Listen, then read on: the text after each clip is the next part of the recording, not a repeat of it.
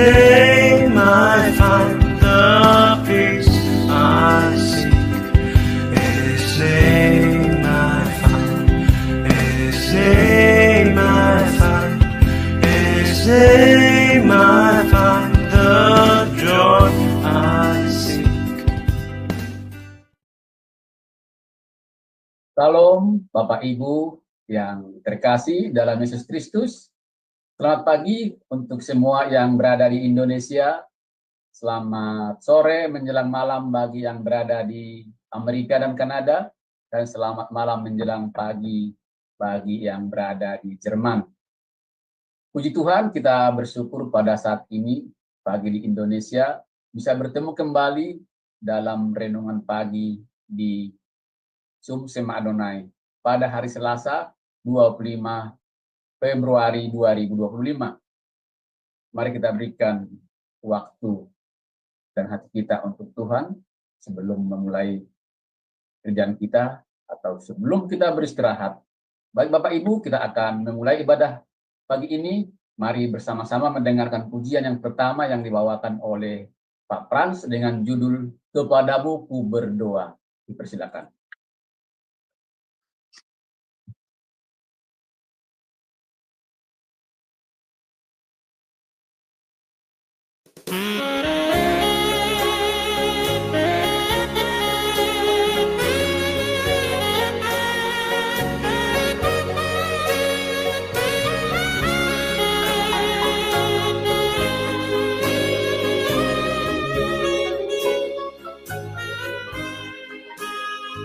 Padamu ku berdoa dan ku minta, bukanlah tangan kasih-Mu padaku, karena ku tahu Kau selalu di sisiku. Tuhanku, dengarkanlah doaku kepadamu.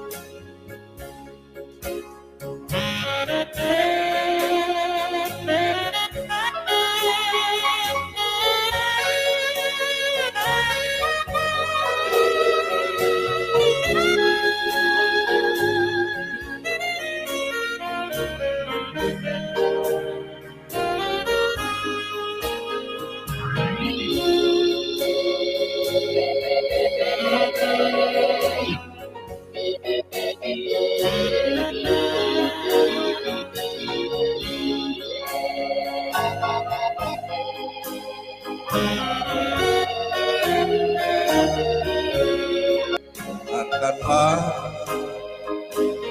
aku kepadamu.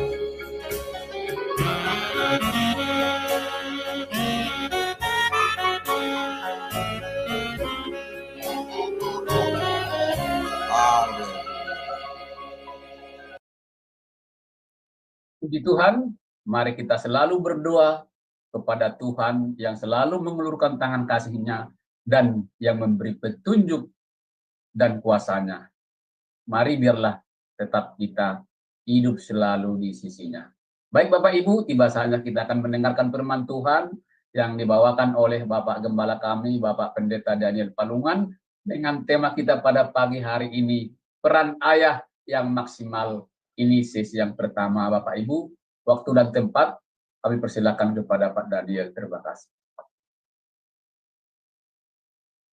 Salam saudara-saudara yang terkasih di dalam Tuhan. Selamat bertemu kembali di dalam renungan firman Tuhan Sema Adonai pada pagi hari ini. Sebelum kita masuk di dalam pembacaan firman Tuhan, kita minta Tuhan akan selalu menolong, memberkati kita, supaya firman-Nya yang nanti kita akan renungkan itu kita mengerti. Dan pada hari ini Bapak Ibu, kita masih pada topik besar, ayah yang maksimal. Ya, 2 sesi kita sudah bahas tentang kriteria-kriteria ya berkaitan dengan kehidupan sang ayah di dalam dirinya sendiri, takut akan Tuhan, hidup dalam kekudusan, hidup dalam kebenaran, dan itu saya sudah sampaikan secara detail ya, walaupun tidak tuntas karena tentu masih ada bagian-bagian Alkitab yang saya belum gali tentang hal itu. Nah, hari ini kita akan berbicara khusus tentang peran. Apa yang seorang ayah di dalam rumah tangga itu lakukan secara langsung kepada anaknya. Ya, jadi ayah artinya hubungannya dengan anak, bukan dengan istri, bukan dengan keluarga, tetapi hubungannya dengan anaknya secara langsung. Nah, Alkitab juga mengajarkan kepada kita saudara bahwa seorang bapak itu multiperan. Ya, jadi ini penting untuk kita mengerti. Tetapi yang saya mau tekankan di sini bukan soal fungsinya atau perannya, karena itu secara umum pasti kita sudah tahu dari berbagai disiplin ilmu. Ya, tetapi yang saya mau tekankan pada saat ini adalah landasan Alkitab. Apa yang Alkitab katakan tentang peran seorang ayah atau bagaimana seorang ayah itu berperan di dalam hubungannya dengan anaknya. Maka saya beri judul peran-peran ya atau fungsi-fungsi seorang ayah yang maksimal di dalam rumah tangga. Ya. Maka yang pertama itu adalah memenuhi kebutuhan. Ini secara umum dasar sekali ini bahwa seorang bapak di dalam rumah tangga itu bertanggung jawab untuk memenuhi kebutuhan anak secara fisik, secara jasmani. Nah, di dalam Lukas pasal 11 ayat 11 sampai 13, Bapak manakah di antara kamu jika anaknya minta ikan daripadanya akan memberikan ular kepada anaknya itu ganti ikan? Atau jika ia minta telur akan memberikan kepadanya kalajengking? Jadi jika kamu yang jahat tahu memberi pemberian yang baik kepada anak-anakmu, apalagi Bapamu yang di sorga akan memberikan Roh Kudus kepada mereka yang meminta kepadanya. Nah, memang di sini dalam teks ini Bapa di sini dijadikan sebagai komparasi dari Allah di sorga, bahwa Allah di sorga itu memberikan Roh Kudus kepada siapa yang meminta kepadanya. Tetapi karena Allah sendiri mengambil komparasi bagi dirinya itu adalah seorang ayah, seorang bapak di dalam rumah tangga, maka tentu di dalam ayat ini juga nyata secara jelas bahwa seorang bapak itu bertanggung jawab untuk memberikan pemberian-pemberian yang baik untuk memenuhi kebutuhan anaknya secara jasmani. Nah, jadi saudara-saudara kekasih di dalam Tuhan, kita mesti sadar itu bahwa pada satu sisi anak-anak yang Tuhan anugerahkan dalam rumah tangga kita atau dalam bahtera pernikahan kita itu adalah anugerah, kasih karunia Tuhan dan kepercayaan Tuhan. Tetapi kita mesti sadar sekarang bahwa kita bertanggung jawab untuk juga memenuhi semua kebutuhan-kebutuhannya secara fisik. Nah, mengapa hal ini mesti saya angkat? Karena di dalam kenyataan hidup ada banyak bapak yang rajin membuat anak, tetapi kurang bertanggung jawab untuk memenuhi kebutuhan-kebutuhan dari anak itu secara jasmani. Padahal dia adalah orang Kristen, orang-orang yang percaya kepada Tuhan. Ya, tapi sebelum saya ke hal-hal yang itu, kita baca dulu satu ayat di dalam Alkitab yang jelas juga mengatakan bahwa sejak semula Tuhan sudah menetapkan laki-laki itu bekerja. Kejadian pasal 3 ayat 17 sampai 19. Lalu firman-Nya kepada manusia itu, Adam, karena engkau mendengarkan perkataan istrimu dan memakan dari buah pohon yang telah kuperintahkan kepadamu, jangan makan daripadanya, maka terkutuklah tanah karena engkau. Dengan bersusah payah engkau akan mencari rezekimu dari tanah seumur hidup. Ya, mencari rejeki. Semak duri dan rumput duri akan dihasilkannya bagimu, dan tumbuh-tumbuhan di padang akan menjadi makananmu.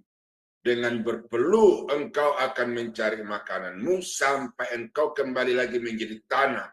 Karena dari situlah engkau diambil, sebab engkau debu dan engkau akan kembali menjadi debu. Nah, jadi kita melihat di sini, saudara, bahwa manusia pertama sebagai seorang kepala keluarga itu di sini diberikan satu ketetapan dari Tuhan bekerja, ya, mengelola tanah, kemudian dari tanah itu dia akan mendapatkan rezeki.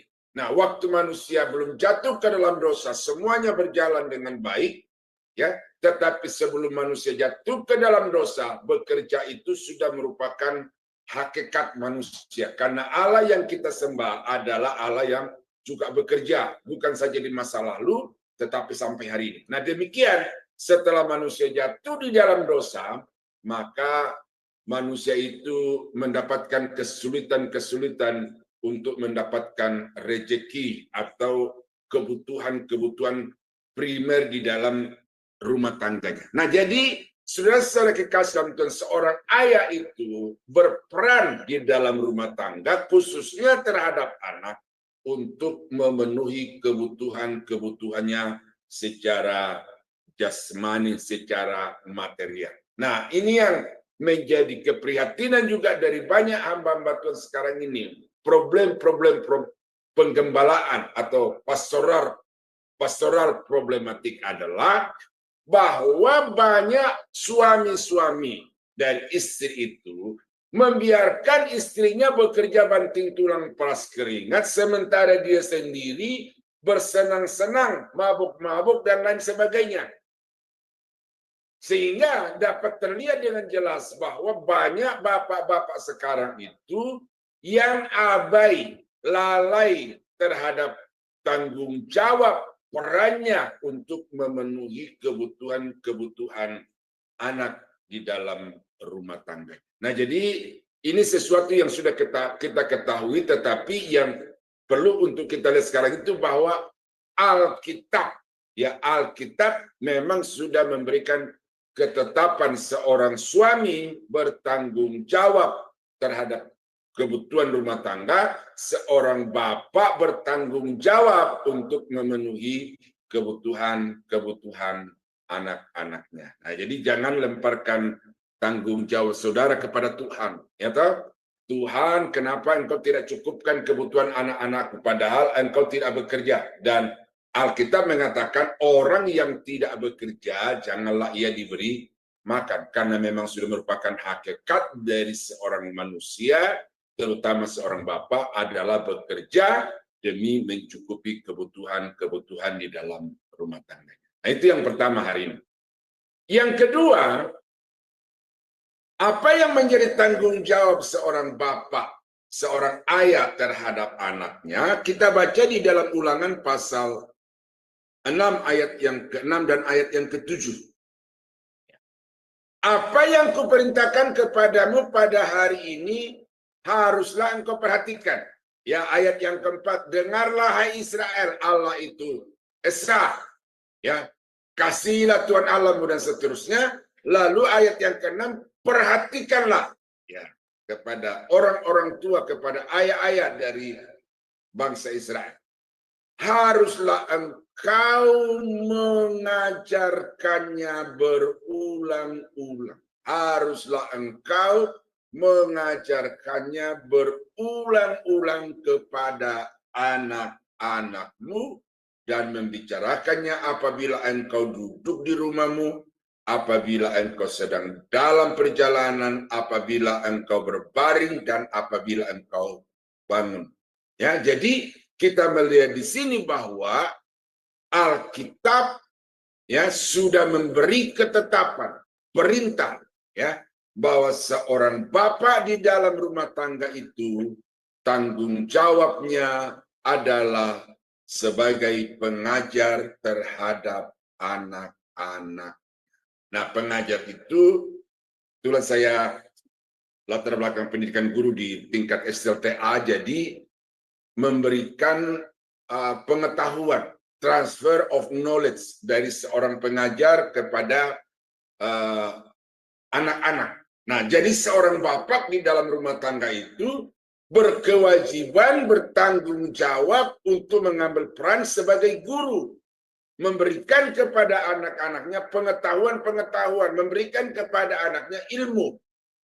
Dan dalam hal ini, sebagai seorang anak Tuhan atau bangsa Israel sebagai umat pilihan Tuhan, orang-orang tua itu diwajibkan untuk mengajarkan tentang mengasihi siapa Allah itu dan bagaimana mengasihi Tuhan itu kepada anak-anaknya.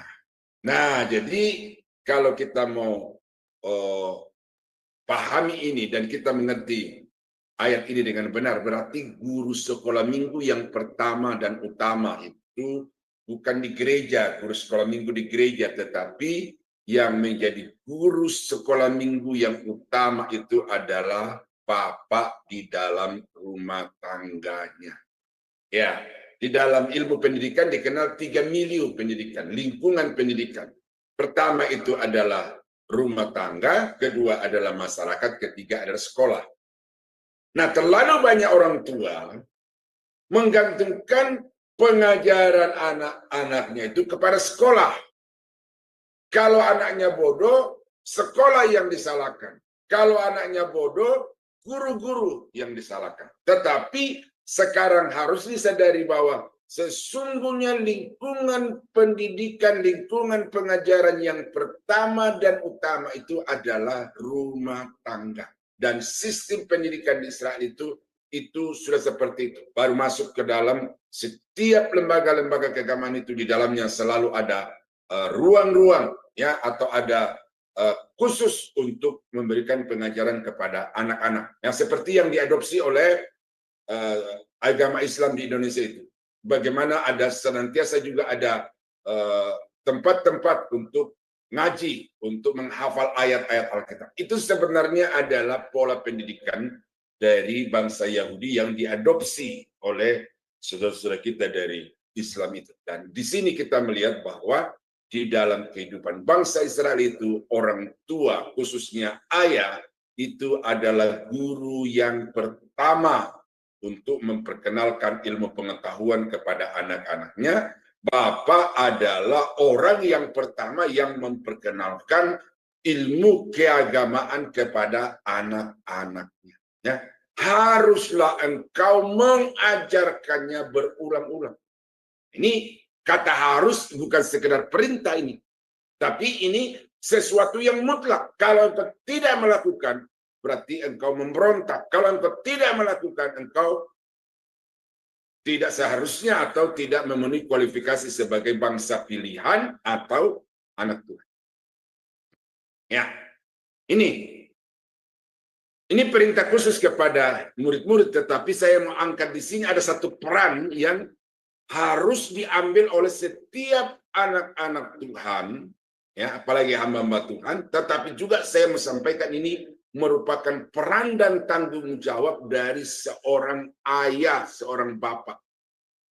Karena itu pergilah, jadikanlah semua bangsa muridku dan baptislah mereka dalam nama Bapa dan Anak dan Roh Kudus. Dan ajarlah mereka melakukan segala sesuatu yang telah kuperintahkan kepadamu, dan ketahuilah aku menyertai kamu senantiasa sampai kepada akhir zaman. Dan ajarlah mereka melakukan segala sesuatu yang telah kuperintahkan kepadamu. Ini secara konteks perintah Yesus kepada murid-muridnya. Lalu banyak orang menjadikan ayat ini sebagai dalil bahwa yang bertugas memberitakan Injil itu adalah rasul-rasul, adalah hamba-hamba Tuhan, adalah majelis-majelis. Tetapi saya sebagai jemaat biasa bebas dari tanggungan ini. Harus saudara ingat bahwa semua orang yang sudah diselamatkan oleh Tuhan itu punya kewajiban untuk memberitakan Injil, menyaksikan berita keselamatan kepada segala bangsa. 1 Petrus 2 ayat yang ke-9 dan ayat yang ke-10. kamu bangsa yang terpilih, imamat yang rajani. Nah, jadi kalau kita mau masuk ke dalam amanat agung ini, maka amanat agung ini sebenarnya adalah tanggung jawab dari semua orang percaya. Nah, dalam kaitannya dengan mengajar, maka seorang bapak, ya, jangan terlalu berpikir saya mau pergi memberitakan Injil ke Eropa, saya mau pergi memberitakan Injil ke Amerika dan Kutub Utara, ke Alaska dan lain sebagainya. Tetapi sekarang kita mesti sadar bahwa pemberitaan Injil itu harus terjadi, terlaksana di dalam rumah tangga kita terhadap anak-anak kita, dan karena itu seorang bapak punya tanggung jawab, punya peran untuk mengajarkan kepada anak-anak mereka tentang segala sesuatu yang telah diperintahkan oleh Yesus. Waktu saya sekolah Alkitab dulu di PGA itu, dari semua gereja-gereja, ya, denominasi gereja itu dikatakan, cuma saya sudah lupa persentasenya ini. Gereja Roma Katolik itu adalah gereja yang menyediakan waktu terbanyak dari semua denominasi di dalam mendidik anak-anak. Kalau gereja-gereja aliran Protestan, Pantekosta, Karismatik itu hanya sekali dalam seminggu. Berarti 52 kali pertemuan di dalam 1 tahun. Dan di dalam 1 tahun itu, dalam 1 kali pertemuan itu berapa jam untuk bercerita kepada anak-anak itu? Tidak bisa 1 jam, tidak bisa setengah jam, mungkin hanya 10 menit, 20 menit. Nah, kalau 52 pertemuan di dalam 1 tahun dan hanya 20 menit, katakan begitu, di dalam 1 kali pertemuan, maka bisa dibayangkan seberapa banyak pengetahuan Alkitab yang dapat diterima oleh seorang anak kalau kita mau mengandalkan gereja. Nah, karena itulah maka tanggung jawab untuk mengajarkan Alkitab kepada anak-anak itu, Perjanjian Lama, itu adalah tugas kewajiban dari seorang bapak terhadap anak-anak. Nah, ini banyak implikasi di sini, saudara, yang saya mau bisa disampaikan. Tetapi saya hanya mau memperlihatkan bahwa justru orang-orang tua sekarang itu, suami-suami dari istri-istri sekarang itu, tidak peduli kepada pengajaran agama kepada anak-anaknya, mempercayakan kepada istrinya, mempercayakan kepada gereja, sementara dia sendiri jangankan untuk mengajarkan, untuk mengkonsumsi ajaran Alkitab itu sendiri bagi dirinya sangat-sangat minim. Dan itu terjadi di berbagai daerah-daerah Kristen di Indonesia yang kita tahu informasi dari teman-teman yang melayani di daerah tersebut. Jadi sekarang saudara-saudara mesti sadar bahwa saya sebagai ayah berarti saya sebagai pengajar. Saya sebagai ayah berarti saya sebagai guru agama. Ya, dan itu mesti diambil. Kalau saudara tidak mengambil itu, saudara akan mempertanggungjawabkannya kepada Tuhan. Yang ketiga, mendidik. Seorang ayah adalah seorang pendidik. Di dalam pelajaran didaktik metodik, ya, pelajaran wajib bagi setiap guru-guru, baik sekuler maupun keagamaan, termasuk saya mempelajari dulu itu, bahwa mengajar dengan mendidik itu 2 peran yang sangat berbeda. Kalau kita mengukur keberhasilan seorang pengajar, itu kita melakukan ujian secara umum, yang ujian kertas, atau kita wawancara anak itu. Seberapa banyak dia memberi jawaban yang tepat, berarti seorang guru sudah berhasil untuk menanamkan pengetahuan kepada anak itu. Tapi kalau pendidikan tidak diukur dengan seberapa besar nilaimu ketika ada jawab soal-soal yang diajukan kepadamu di atas meja yang harus engkau jawab. Tetapi seorang pendidik, ya, makanya dipisahkan pengajar dan pendidik.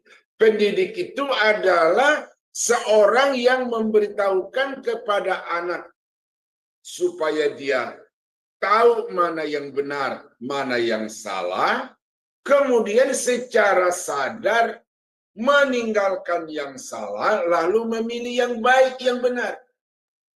Itu yang namanya dewasa. Jadi dewasa dalam arti dia sudah bisa tahu ini salah, itu benar, lalu kemudian dia memilih untuk melakukan yang benar. Dan untuk bisa anak sampai ke tingkat kedewasaan seperti itu, maka seorang ayah punya tanggung jawab, punya kewajiban, punya peran, punya fungsi untuk mendidik anak di dalam rumah tangga. Nah, jadi guru di sekolah itu pengajar pendidik. Tetapi sekali lagi tadi dari tinjauan milieu pendidikan, maka sesungguhnya lingkungan pendidikan yang pertama dan utama itu adalah rumah tangga.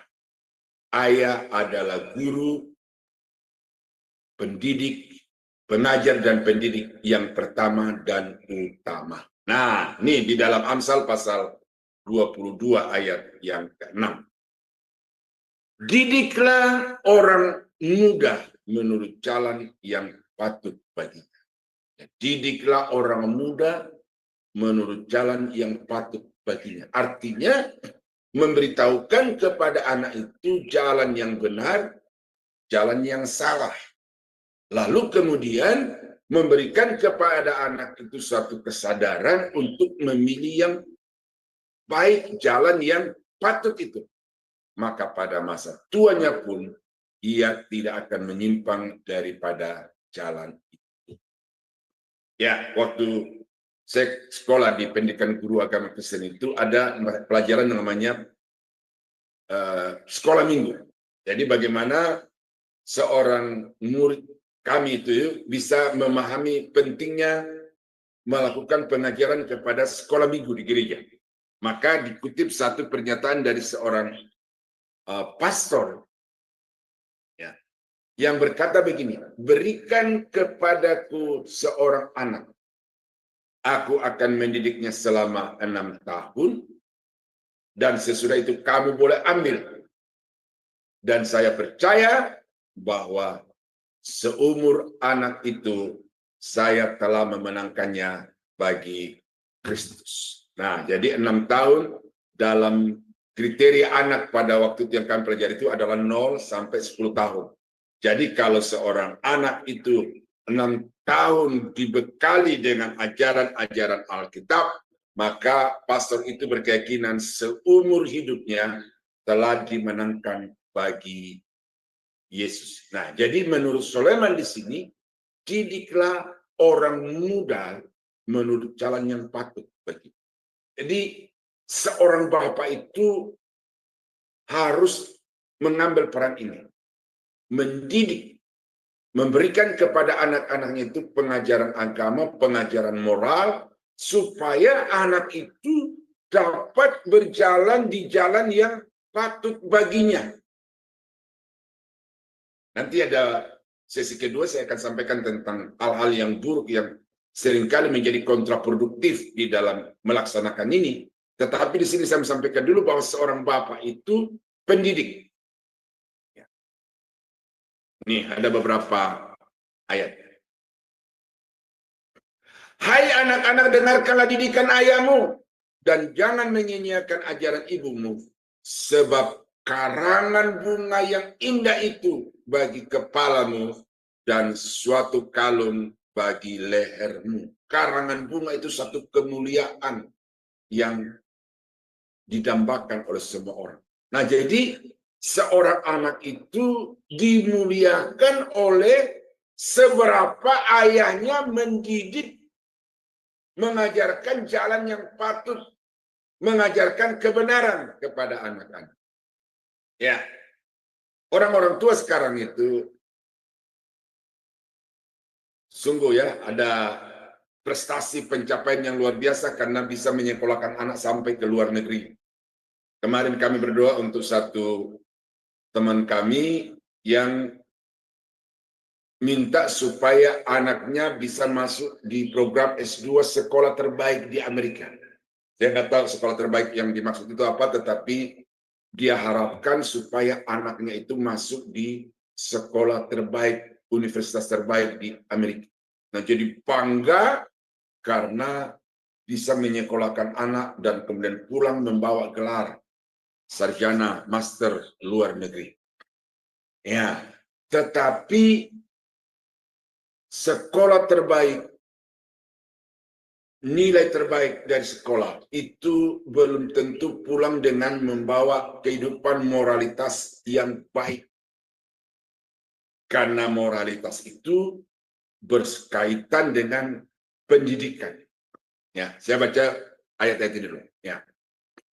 Dengarkanlah hai anak-anak, didikan seorang ayah, dan perhatikanlah supaya engkau beroleh pengertian, karena engkau memberikan, karena aku memberikan ilmu yang baik kepadamu, janganlah meninggalkan petunjuk.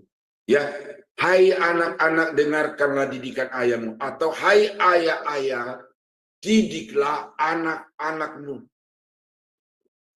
Itu adalah satu pengertian yang baik yang diberikan oleh Tuhan kepada orang-orang tua dan kepada anak-anak mereka. Janganlah menolak didikan dari anakmu. Ia tidak akan mati kalau engkau memukulnya dengan rotan. Engkau memukulnya dengan rotan, tetapi engkau menyelamatkan nyawanya dari dunia orang mati. Nah, jadi di dalam pendidikan itu ada satu penegakan disiplin. Maka orang tua itu punya hak, punya otoritas dari Tuhan untuk mendisiplin. Makanya di sini dikatakan, janganlah engkau menolak didikan itu, dan dia tidak akan mati kalau engkau memukulnya dengan rotan. Ketika undang-undang perlindungan anak di Amerika itu digaungkan, itu saya termasuk yang bertanya di dalam hati saya. Kalau begitu, bagaimana Alkitab yang membolehkan seorang bapak untuk mengajar anaknya itu dengan pukulan-pukulan? Karena waktu itu katanya kalau ada orang tua yang memukul ayahnya, anaknya, lalu anaknya melaporkan ke polisi, maka bapaknya bisa dipidana. Itu kata berita yang saya dengar tentang undang-undang perlindungan anak di Amerika pada waktu itu. Dan ini rupanya diadopsi juga ke berbagai negara. Nah, tetapi saudara-saudara, undang-undang negara itu satu hukum yang mutlak harus dituruti oleh orang tua.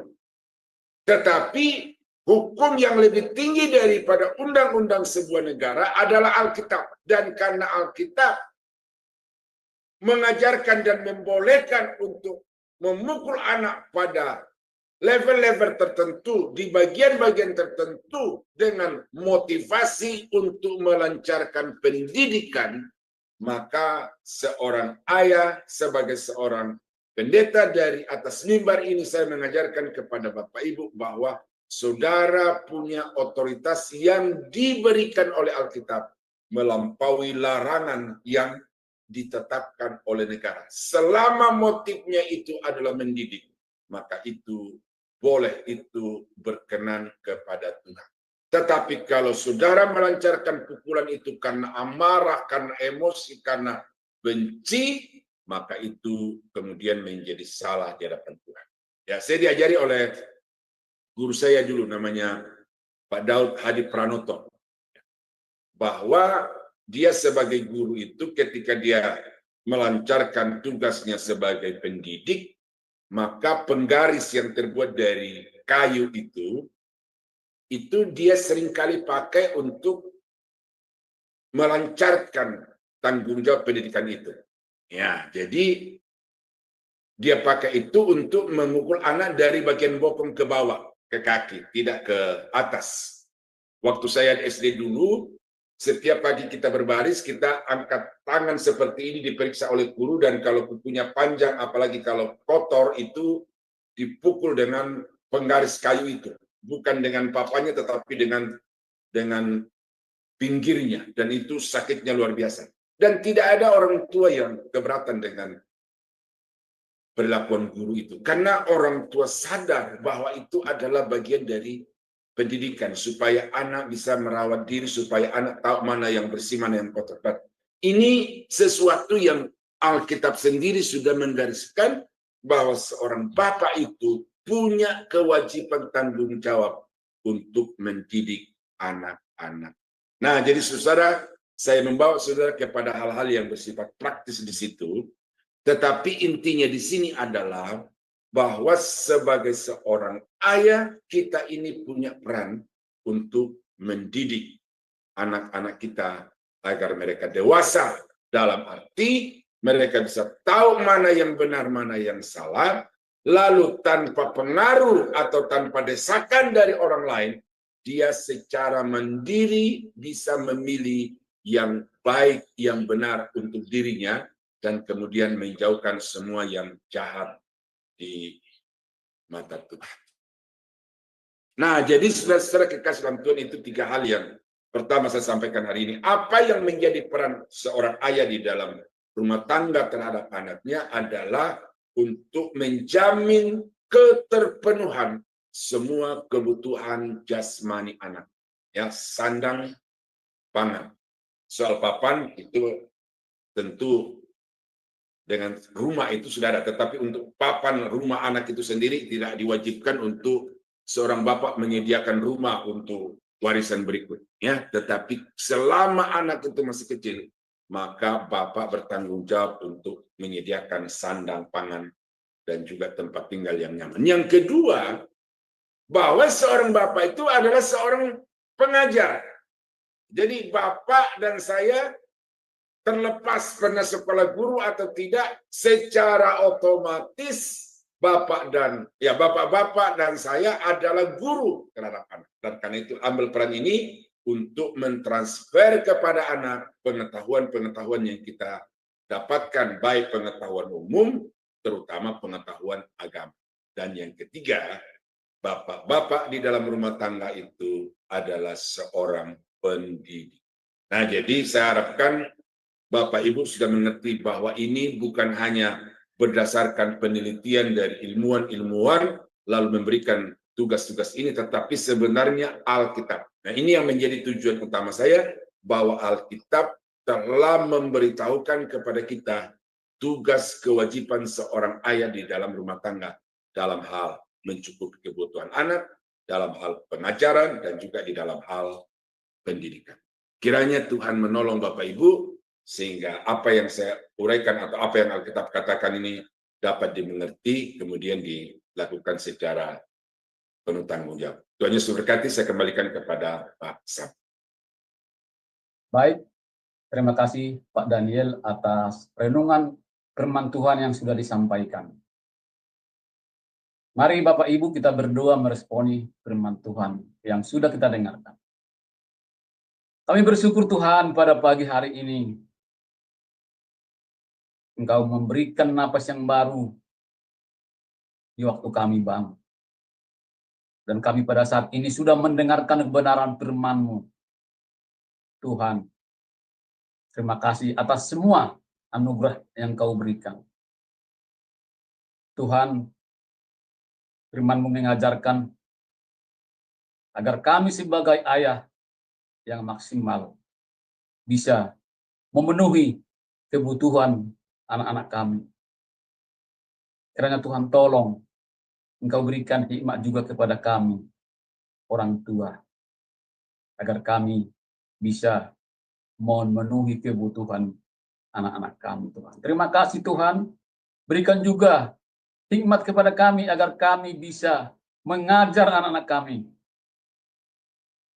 agar anak-anak kami bisa mendapat pengertian, mendapat pengetahuan yang daripada-Mu, Tuhan. Terima kasih Tuhan.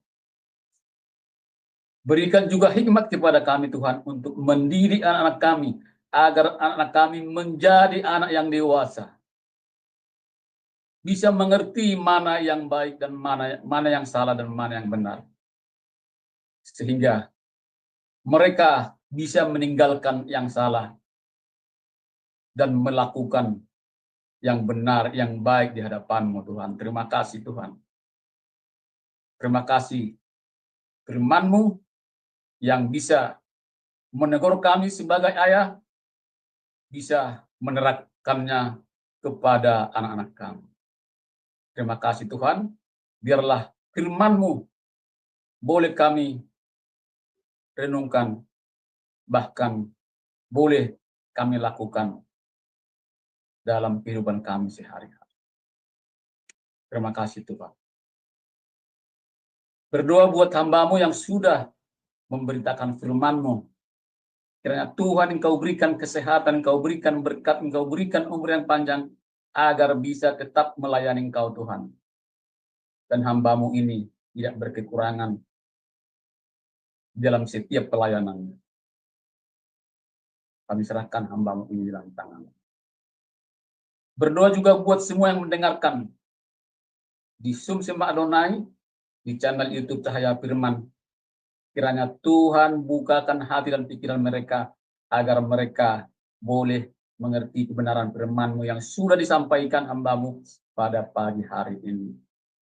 Terima kasih, Tuhan. Berdoa juga buat channel YouTube Cahaya Firman, biarlah ini menjadi corong, menjadi alat untuk memberitakan firman-Mu, baik di seluruh Indonesia, bahkan di sebagian yang ada di dunia ini. Terima kasih, Tuhan. Ampuni segala dosa perbuatan kami yang kami sengaja maupun tidak kami sengaja, agar kami layak di hadapan-Mu, layak menerima kebenaran firman-Mu, dan layak juga melayani. Di dalam nama anak-Mu Tuhan Yesus Kristus, Juru Selamat kami yang hidup, kami sudah berdoa dan mengucap syukur. Haleluya. Baik Bapak Ibu, sebentar kita akan mendengarkan pujian yang kedua yang dibawakan oleh Pak Frans dengan judul Air Mata Tuhan. Dipersilakan. Terima kasih.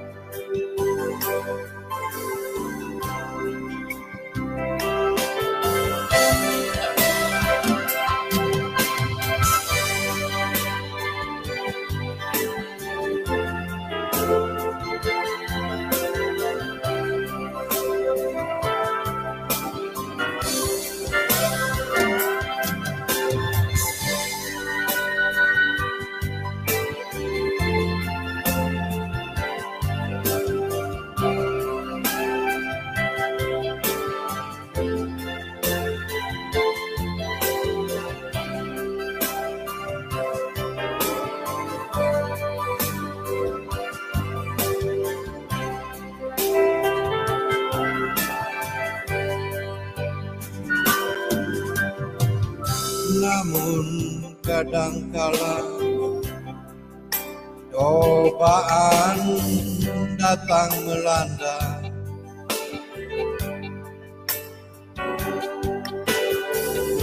iman yang kuat terkikis ombak di depan.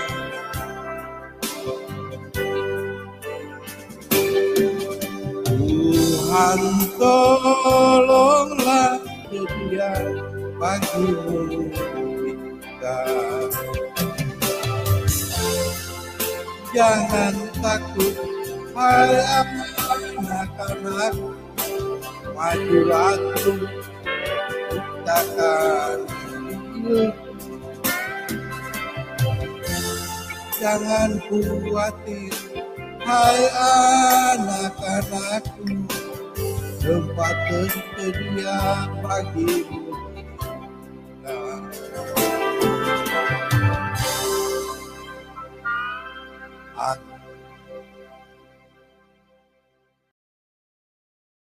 Amin. Haleluya. Puji Tuhan.